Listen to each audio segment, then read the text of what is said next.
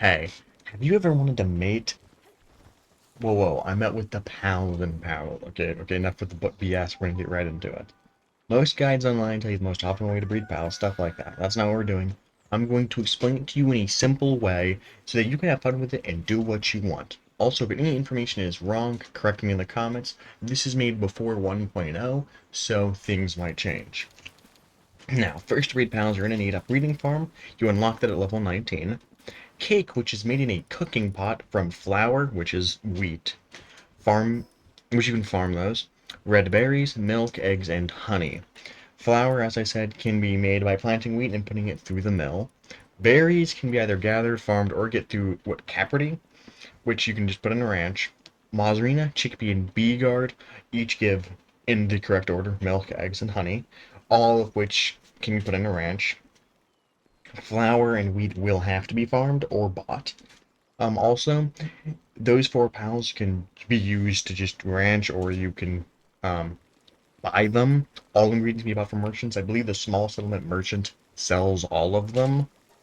Also, another note, you can farm berries. I don't, but you can. I'm pretty sure it's faster. Alright, one heads up about making cake. It takes forever to cook, so Yormantide Ignis, or at the very least multiple cooking pots, is nice. Both is even better. Third thing is the pals to breed. Go capture some pals to breed. Simple enough. So to recap, breeding from cake and pals. If you aren't a high enough level or somehow don't have pals, then why are you here? Go play the game, for God's sake. Go level up or something.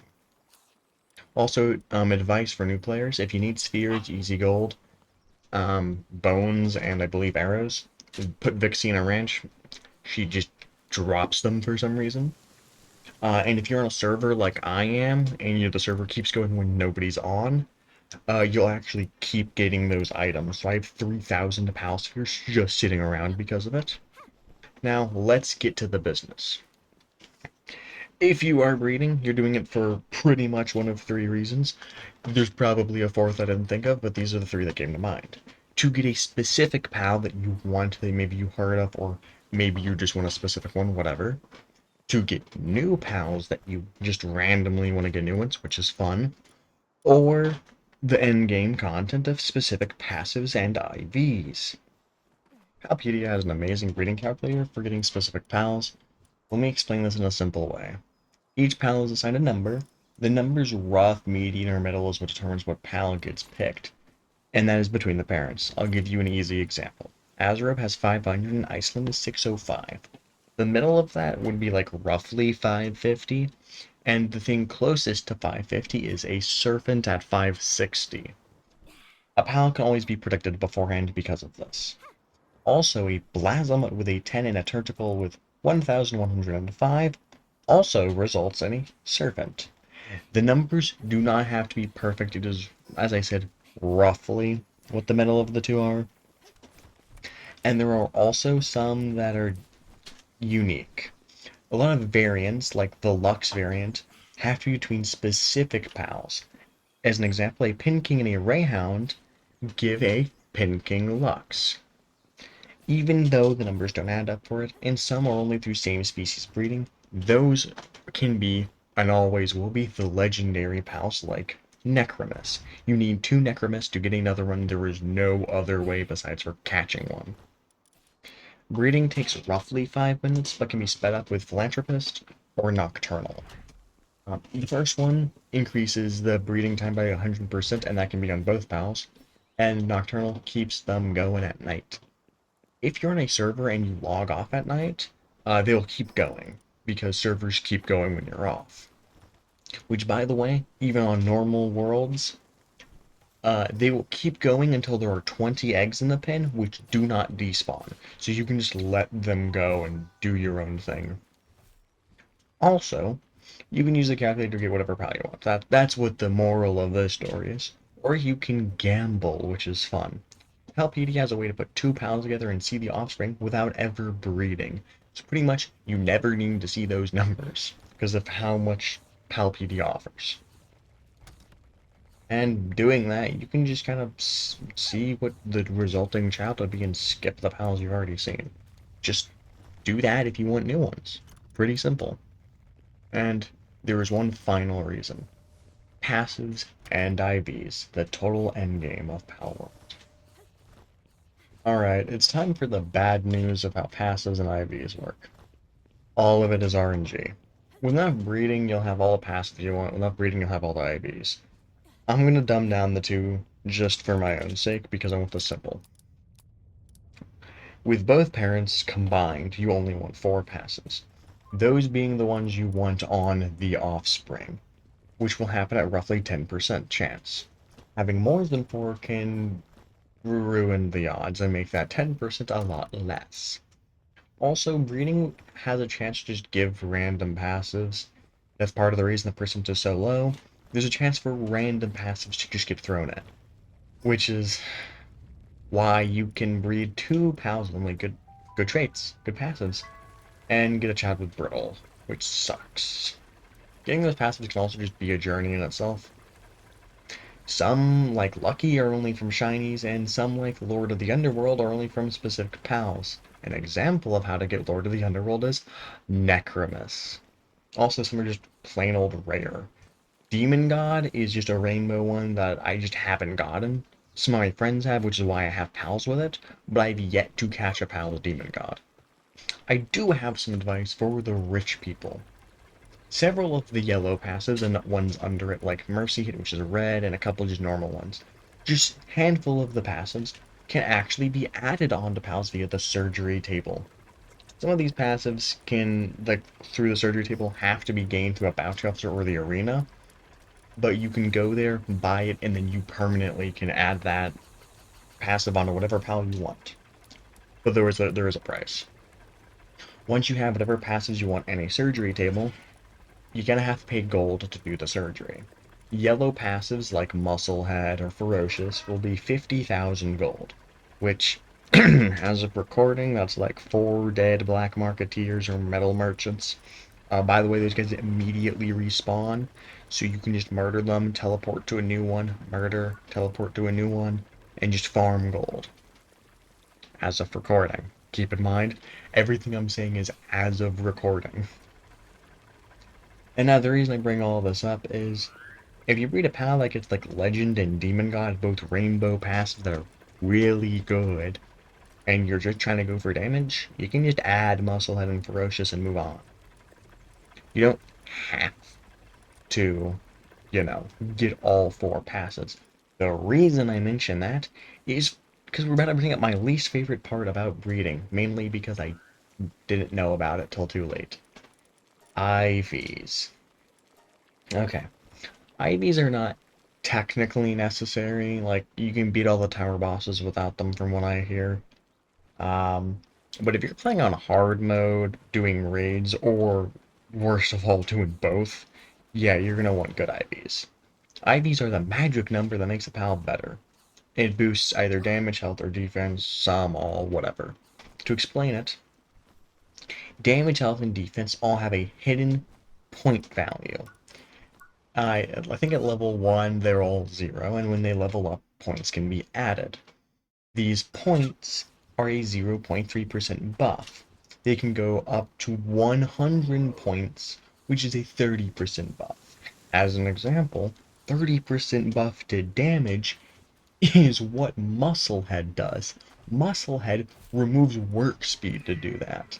So that's a really nice buff to have, especially to just stack on top of things. Massive upgrade.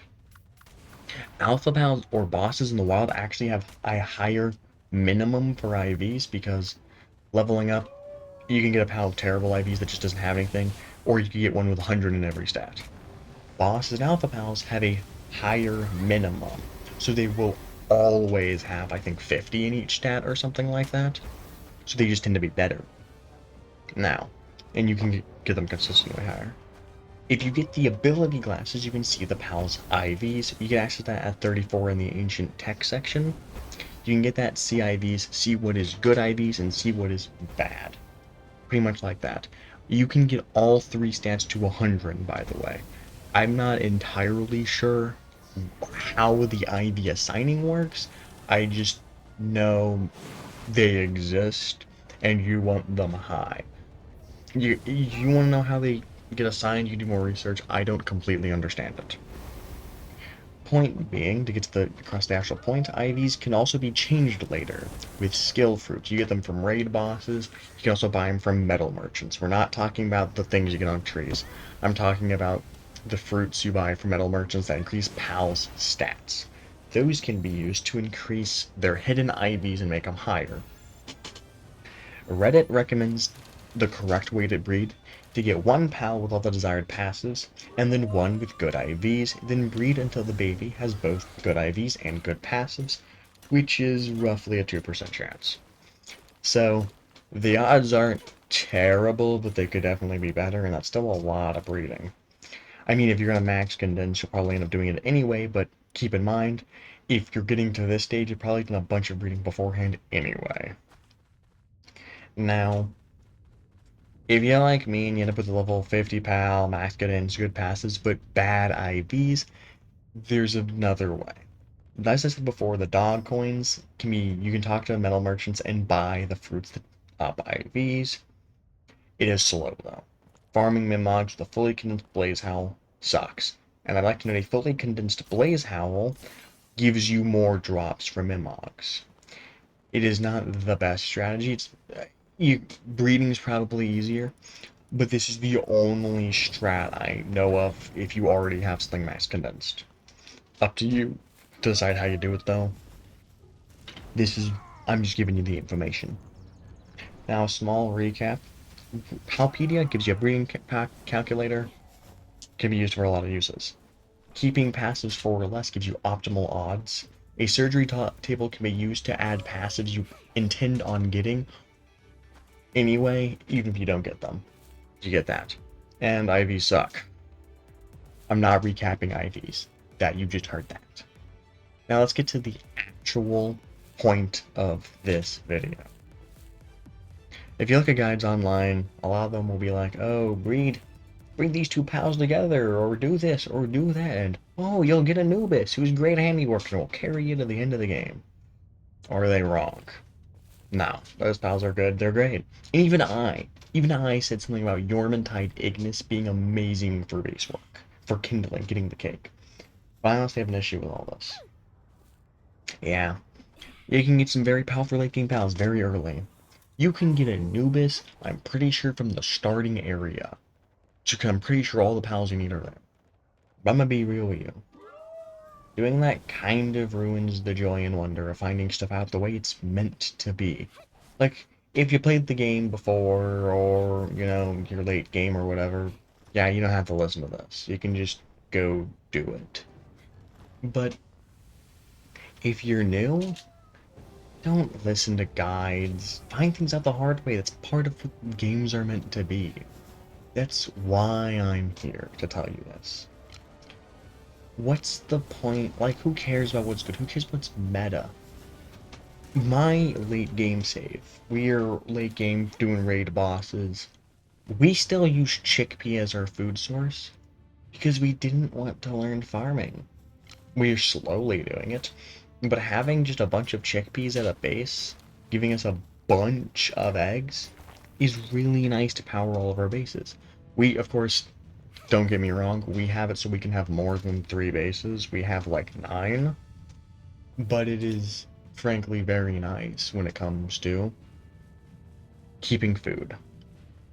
Also, a lot of pals are actually really good for raid bosses. There was a strategy for, I don't remember which boss, but there's a strategy to use Finsider Ignis because he had a small hitbox. Small hitbox means he took less damage from certain attacks, and you could build him to be powerful. So you could have a bunch of tiny little guys that were really strong fighting a raid boss. So what I'm saying is, if you randomly get Anubis from breeding, sure. But if you bred it on purpose by following a guide, you're gonna skip the game and feel less satisfied. Have fun. Don't listen to the masses. Hell, don't even listen to me. Obviously, I'm trying to push you to not listen to other people, so why listen to me? Go forge your own path. Go do your own thing.